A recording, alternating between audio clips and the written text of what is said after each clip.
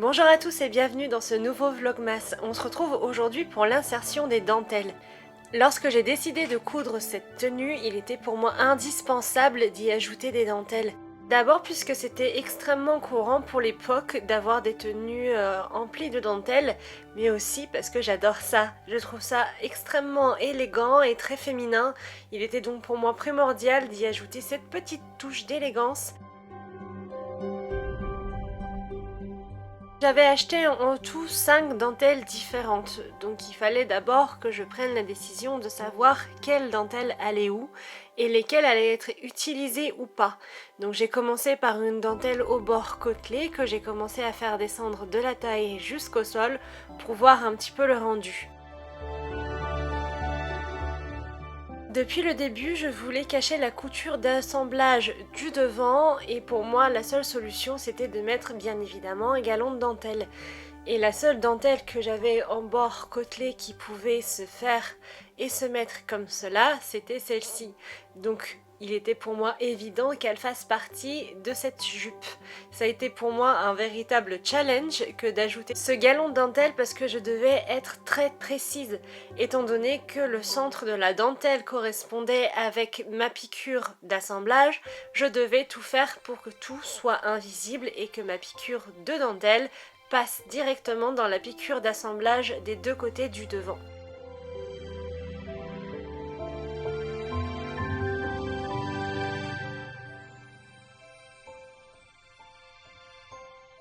Je suis ensuite passée à la dentelle du volant parce que je voulais rajouter un galon de dentelle pour pouvoir apporter un petit peu de légèreté au volant. Et je ne savais pas encore où est-ce que j'allais la mettre, j'ai donc fait plusieurs tests. Et pour faire mes tests, je ne l'ai fait que d'un côté, j'ai utilisé là encore une technique de tailleur voire de modéliste qui consiste à n'exécuter qu'un seul des deux côtés quand on veut tester quelque chose. C'est la même chose pour faire les toiles avant de coudre un vêtement et donc je me suis dit plutôt que de jongler avec des mètres et des mètres de dentelle et de devoir faire une découpe que je pourrais regretter plus tard, je vais utiliser cette technique et puis ça me permettra tout de même d'avoir une bonne impression du rendu sans avoir à faire tout le tour de la robe qui a quand même près de 6 mètres d'envergure et donc par conséquent ça aurait été très difficile après de devoir tout épingler et ça m'aurait fait perdre un temps considérable, tandis que là ça permet d'avoir une visualisation assez nette avec un gain de temps non négligeable.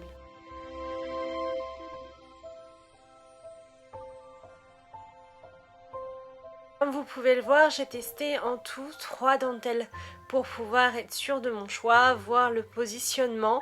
Alors honnêtement, le galon de dentelle que je suis en train de positionner là, ça n'allait mais vraiment pas du tout. Seulement je voulais essayer d'apporter une petite touche encore plus à l'ancienne parce que je voulais y ajouter des rubans. Mais malheureusement là sur cette dentelle là, ça ne pouvait pas le faire. Aussi bien en texture qu'en épaisseur, qu'en rendu, ça n'allait vraiment pas. Et voilà le rendu de mes tests. Comme vous pouvez le voir, les dentelles au niveau du volant ne vont pas ensemble et ne sont vraiment pas positionnées de manière à ce que ça soit élégant. J'ai donc décidé de tout changer, je vous montre. J'ai d'abord commencé par travailler la dentelle que je savais que je garderais, c'est-à-dire la dentelle verticale qui je trouvais était absolument parfaite pour ce type de pose. J'ai donc commencé par l'épingler tout le long de ma couture en faisant bien attention que le centre de ma dentelle corresponde avec ma piqûre pour être sûre qu'au final elle soit invisible. Je ne vous cache pas que c'est un travail assez long puisqu'il faut faire attention de ne pas épingler le dos en même temps que la dentelle, mais il faut également faire attention que le centre de la dentelle soit aligné parce que bien évidemment la dentelle est légèrement fuyante, elle bouge et il faut tout le temps la replacer. Et surtout, il faut faire attention de ne pas tirer dessus pour ne pas ensuite à la couture avoir quelques problèmes de plis malvenus qu'on ne voudrait pas.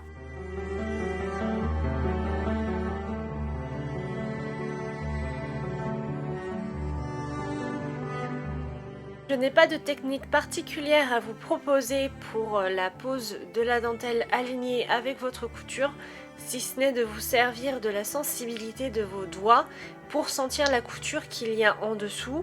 Faites attention aussi, n'oubliez pas de bien regarder et de reposer régulièrement vos yeux pour qu'ils ne fatiguent pas et d'épingler régulièrement sans tirer et en faisant attention là encore à ce que tout se suive bien. Et surtout ne coupez pas votre dentelle, de l'avoir entièrement épinglée et d'avoir vérifié que vous n'avez pas tiré dessus. Parce que sinon vous allez avoir un petit problème, vous pouvez vous retrouver avec un galon beaucoup trop court et là vous aurez du mal ensuite et il faudra directement tout redécouper et tout refaire depuis le début. Et surtout aussi, n'oubliez pas de laisser une petite marge parce que des fois la dentelle se rétracte légèrement à la couture et donc par conséquent si vous ne voulez pas vous retrouver avec un petit décalage, laissez une marge quand vous découpez, vous allez perdre de la matière mais il vaut mieux en perdre un petit peu que d'avoir à tout découdre et à tout refaire parce que vous n'avez pas laissé assez de marge. Par contre, même si je voulais cacher la couture du devant, je ne voulais pas cacher celle du volant. Je n'ai donc pas mis de dentelle dessus, déjà parce que je ne trouvais pas ça très esthétique, mais en plus parce que j'aimais bien cet effet en V qui était apparent avec la couture. Et puis comme quand je fais quelque chose, je le fais jusqu'au bout dans les détails, j'ai décidé d'ajouter également des galons de dentelle sur le côté gauche, sur le côté droit et sur l'arrière de la jupe pour avoir un raccord avec le devant. Donc bien évidemment pour pouvoir faire ça, il faut faire quelques petits calculs pour pouvoir savoir où placer exactement votre dentelle et que tout soit équilibré ensemble. Conséquent, j'ai placé ma jupe de façon à ce que les coutures devant et dos soient alignées les unes aux autres et puis j'ai placé mon tissu de façon à ce que tout soit bien plat pour être sûr qu'il n'y ait pas des petits jeux ou des petits problèmes de quelques millimètres de décalage qui auraient pu ruiner cet effet de miroir d'équilibre entre le côté gauche, le côté droit et le devant. À partir de ce moment-là, je devais faire quelques calculs. Je suis donc allée chercher mon mètre ruban afin de calculer mon tour de demi-taille, afin de savoir où se trouverait le milieu au niveau de la taille. Et comme vous pouvez le voir, j'ai repris plusieurs fois la cote pour être sûre de ne pas me tromper. J'ai préféré utiliser une épingle pour marquer mon milieu pour éviter d'avoir à utiliser une craie de tailleur qui pourrait avoir un petit peu de mal à partir sur le devant. Je préférais prendre cette précaution même si normalement il n'y en avait pas besoin, mais c'est quelque chose que j'ai préféré faire pour être sûre de ne pas avoir de traces derrière.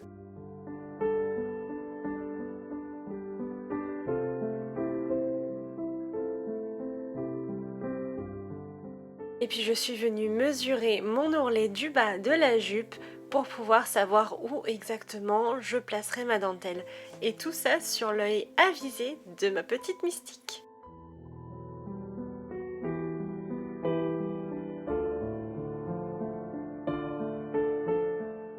Mais bon, techniquement elle n'a quand même pas le droit d'être sur les tissus lorsque je couds, pour éviter d'avoir quelques traces ou même lui donner l'habitude. Parce que lorsque je me mettrai à coudre de la soie, notamment, je ne veux pas qu'elle vienne dessus. Donc j'ai préféré la descendre pour être sûre qu'elle finisse peut-être un jour par comprendre qu'elle ne peut pas venir se coucher sur la couture.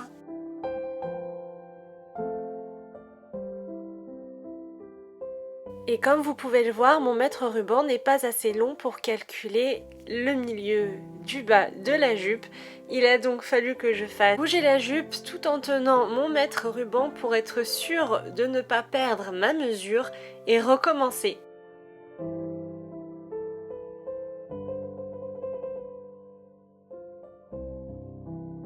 Une fois les mesures prises, j'ai commencé à installer ma dentelle. J'ai commencé par l'installer assez grossièrement parce que je ne voulais pas la fixer définitivement étant donné que je devais d'abord vérifier qu'il n'y ait pas de problème de tension au niveau de la dentelle qui pouvait, comme je vous l'ai dit tout à l'heure, créer des petits problèmes de froissement, du tissu ou même des petits plis. J'ai donc posé ma dentelle de manière provisoire pour être sûre de ne pas me tromper. Je suis ensuite venue épingler ma dentelle comme sur le devant en commençant par le haut et toujours en faisant attention à ne pas épingler le tissu du dessous. Parce que malheureusement à la couture ça posera problème et vous pouvez vous retrouver, si vous avez épinglé l'entièreté de votre dentelle, à devoir tout défaire pour refaire parce que ça peut avoir créé justement un décalage. J'ai personnellement décidé de me servir d'une de mes mains pour soulever le tissu et de l'autre pour épingler la dentelle. Donc c'est une technique pas très pratique puisque au final on se retrouve pratiquement couché sur la table. Par contre vous êtes sûr que votre dentelle est posée bien à plat puisque vous l'avez sur votre main et qu'elle ne prendra pas au passage le tissu du dessous.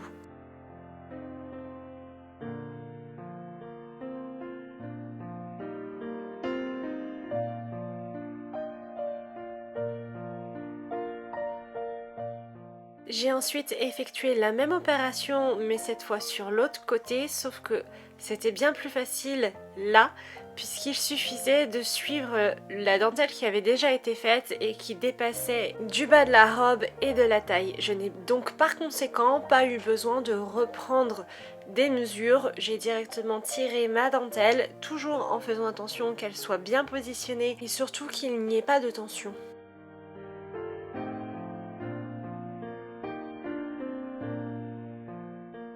Je vous ai pris un plan plus proche pour que vous puissiez voir la technique de la main dessus dessous et donc comme vous pouvez le voir, il suffit de juste passer la main, de la poser et au passage ça vous permet de voir que l'épingle est bien passée parce que vous pouvez la sentir et si vous vous piquez malencontreusement, vous le savez que oui, elle est bien passée.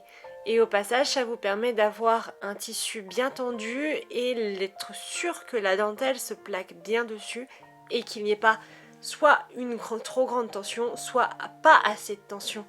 Parce que ça aussi c'est possible, vous pouvez ne pas mettre assez de tension dans votre dentelle. Et enfin j'ai terminé par la pose de la dentelle sur l'arrière, sur la couture arrière. Alors je ne vous ai pas filmé parce que j'avais déjà bien filmé auparavant, mais voici juste la fin de la pose de la dentelle sur l'arrière de la jupe.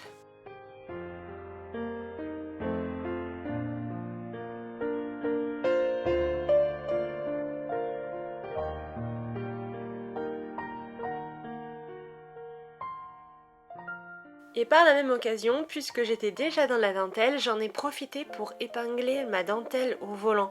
Au final, j'ai choisi cette belle dentelle très fluide, très douce. Ça a été vraiment un véritable bonheur que de travailler avec. Franchement, c'est la plus belle et c'est la plus agréable que j'ai achetée pour ce projet. Et je pense que je vais en racheter s'ils en ont encore parce que c'est vrai qu'elle va à peu près pour tous les projets, du moins en blanc, voire même légèrement blanc cassé puisqu'elle a une sous-teinte de blanc et j'adorerais la réutiliser dans d'autres projets. Une fois toutes les dentelles épinglées, je suis passée à la couture. Alors j'ai d'abord commencé par coudre les dentelles verticales pour éviter que le pied presseur ne se prenne dans la dentelle si elle n'était pas fixée, si je commençais par coudre la dentelle du volant. Là encore, pour plus de facilité et de précision, j'ai choisi de coudre la dentelle avec ma machine de 1908. Je voulais surtout ne pas me prendre la tête avec la vitesse d'entraînement de celle à plateau. J'ai ainsi pu me focaliser entièrement sur la couture de la dentelle sans avoir à encore vous donner ma couture avec mes pieds.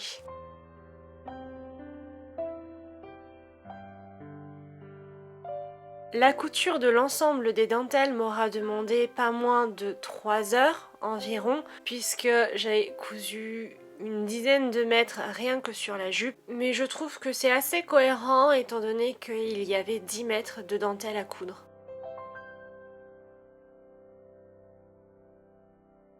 Voilà, ce vlogmas est maintenant terminé, j'espère qu'il vous aura plu, je vous souhaite une excellente soirée et je vous dis à demain pour la suite de cette aventure extraordinaire.